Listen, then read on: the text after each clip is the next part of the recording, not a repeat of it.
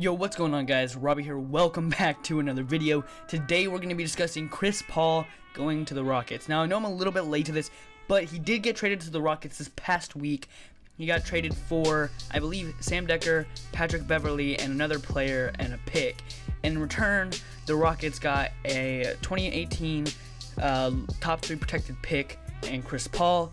It was a sign-and trade. Chris Paul did this, I think, to make more money, also to help out the Clippers a little bit, just because he's been with the organization so long. But the reason why Chris Paul was traded was he wants to chase a ring, and that's why he was traded.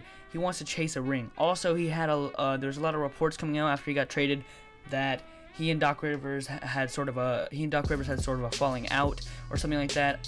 And I'm sorry if this sounds rushed. I'm really trying to get this commentary down fast because I have a few days until I leave, and I want to get as many videos done as I can. Also, this happened just a few days ago, so I still want to get a video out for it because I've been lacking. I just got back from vacation. Anyways, so what happened was Chris Paul went to the Rockets. Yeah. We got other things to discuss. How the Rockets can build a contending team. Now, the Rockets were thought to be the second best team in the West this past year. Obviously, one that could contend. They were the pick to win the title if the Warriors were not in the playoffs right now. And to some degree, that's okayishly correct. But I think how the Rockets can contend is there's a couple of ways this could happen. Well, not really. There's one scenario that I've come up with in my head.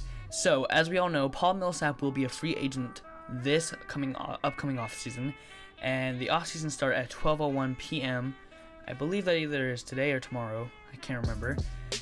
So midnight, and what I believe that the Rockets could do is go and chase Paul Millsap. They still have sort of a salary cap, kind of, and if they chase Paul Millsap, that will absolutely fix their hole in the power forward situation where Ryan Anderson was good on offense, but not good on defense, and Paul Millsap is an excellent two-way player that can still hit the three ball, and he's really good at defense. So he would fix the void that they had at power forward there. Well, basically what they were trying to find was Serge Ibaka, but they couldn't trade for him. So Paul Millsap would fill that. That would be a big three right there already.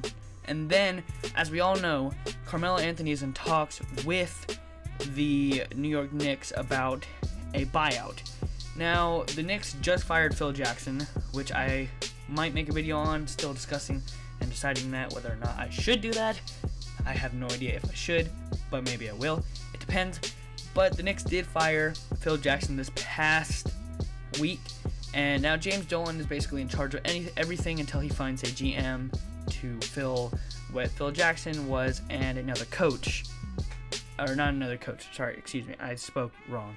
He needs to find another GM, or President of Basketball Associations. Yeah, that's right. Sorry, I'm not gonna very well edit this audio very much. I'm trying to get as many videos as I can done. So this is just raw. Basically, a few things will be cut out, like this kind of stuff. Well, that was cut out. But anyways, yeah. So anyways, the next thing that the Rockets need to do is, since Carmelo is trying to get a buyout, there's potentially two teams he could be going to: the Cavaliers or the Rockets. Now, he's more likely to go to the Cavaliers because he's more a friend of LeBron James, plus they already have a big three there. And the Rockets thing, I'm kind of banking on them having Paul Millsap by the time that this negotiation has gone down. Now, the other thing is they could trade for Carmelo, so they can get Carmelo in two situations. One situation, they can get him after the buyout, basically for the minimum. He'll be basically free. So they'll pay the minimum for him because he's already gotten his money for this upcoming season. So he will go for the minimum, and that will solve their cap problems and all they need. And they'll create sort of a big four while they still have a bench there that they can utilize and that they can contend with the Warriors. Now, the other way they can get him is trading Ryan Anderson and a couple of other assets. The problem with this is I'm not sure the Knicks would bite for Ryan Anderson. The other problem is this heavily depends on them getting Paul Millsap. If they don't get Paul Millsap, they have no power forwards, basically.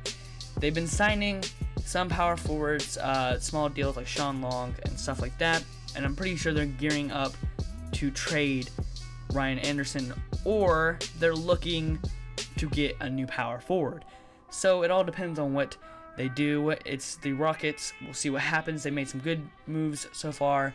and signing and trading and trading for people mostly, because we haven't got to the signing part yet. But they've done a lot of great things. I hope they can come out of the West. I've liked the Rockets for a long time, ever since T-Mac was there.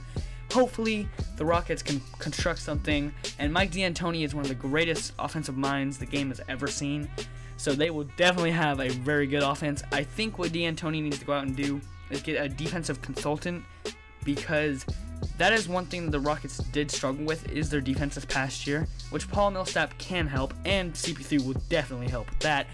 But what he does need is a defensive consultant to help him with his defensive plays and to coach his defensive players on how to play defense, actually, especially James Harden, which is funny because James Harden used to be a first team all defensive in college, and now he doesn't play defense. That's kind of ironic. But anyways, I hope you guys enjoyed this video. If you did, leave a like, and I'll see you guys next time.